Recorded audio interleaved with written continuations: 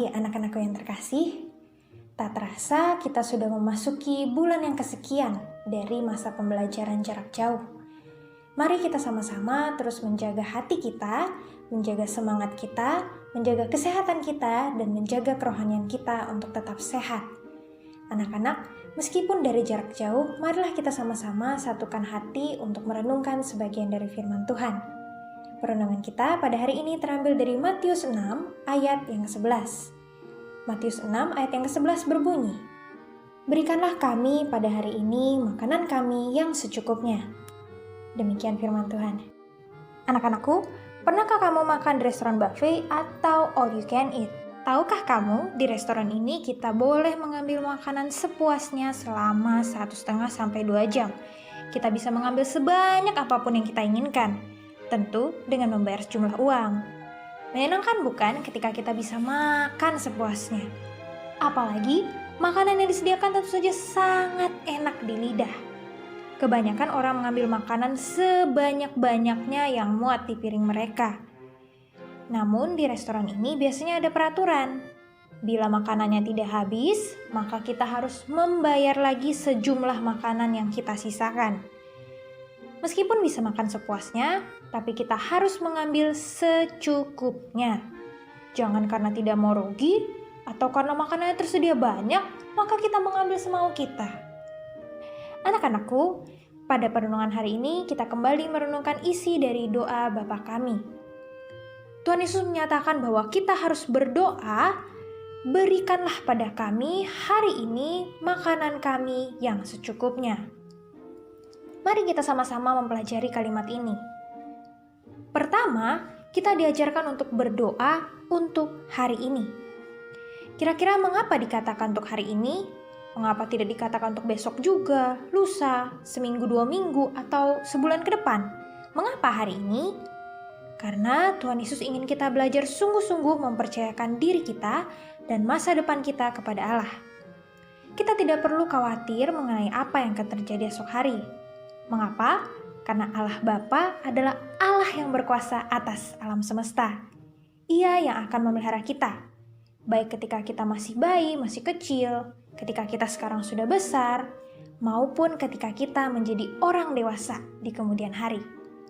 Jadi anak-anakku, kita belajar berdoa dengan iman kepada Allah bahwa Ialah yang akan memberikan kebutuhan kita pada hari ini tanpa perlu mengkhawatirkan esok hari. Yang kedua, tahukah kamu mengapa kita harus berdoa mengenai makanan? Ya, karena makanan adalah kebutuhan dasar kita. Meskipun kita anak-anak Allah, bukan berarti kita tidak perlu makanan kan untuk tubuh kita. Ketika kita meminta Allah Bapa memberikan makanan untuk kita, artinya kita memahami bahwa Allah Bapa sendirilah yang menyediakan segala kebutuhan hidup kita. Mulai dari kebutuhan dari tubuh jasmani kita seperti makanan, sampai tersedianya baju, sepatu, pendidikan di sekolah, kasih sayang orang tua, air hujan, panas matahari, bahkan sampai dengan kesehatan sehingga sampai hari ini kita tidak terkena virus. Ketika kita meminta makanan yang merupakan kebutuhan dasar, artinya kita belajar berserah kepada Allah sepenuhnya. Dari kebutuhan yang paling kecil atau mendasar sampai dengan kebutuhan-kebutuhan yang lebih kompleks. Yang ketiga, mengapa kita berdoa meminta Allah memberikan kita makanan secukupnya? Mengapa ya? Bukankah lebih baik kalau kita punya banyak, punya cadangan? Anak-anak, tahukah kamu istilah panic buying?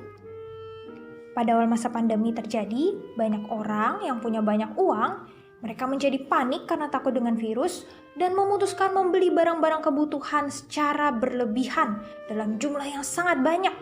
Dari membeli masker, sabun cuci tangan, tisu, beras, susu, indomie, dan lain sebagainya. Tindakan panic buying ini menyebabkan barang-barang kebutuhan sehari-hari menjadi langka.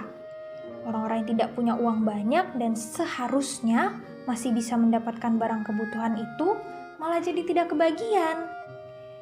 Mereka tidak bisa ikutan membeli barang untuk menjadi stok di rumah karena mereka tidak punya cukup uang. Untuk makan sehari-hari saja sulit. Ketika barang kebutuhan itu menjadi langka, harganya melonjak tinggi sekali, mahal sekali. Padahal barang yang ada sebelumnya itu cukup untuk semua orang. Namun karena ada yang melakukan panic buying, maka barang itu menjadi langka dan banyak orang yang tidak mampu menyetok itu menjadi kekurangan. Kita tidak perlu melakukan panic buying. Mengapa? Seharusnya kita percaya bahwa Allah akan memberikan apa yang kita butuhkan secukupnya. Tidak kurang, tidak lebih. Allah yang paling memahami kebutuhan kita. Oleh karena itu, baik dalam doa maupun perbuatan kita, marilah kita belajar mencukupkan diri dengan apa yang Allah berikan. Janganlah kita makan es krim, coklat, atau permen terlalu banyak sampai kita sakit gigi atau sakit perut. Janganlah kita iri hati terhadap apa yang dimiliki orang lain, karena Allah sebenarnya telah memberikan bagian dari masing-masing orang.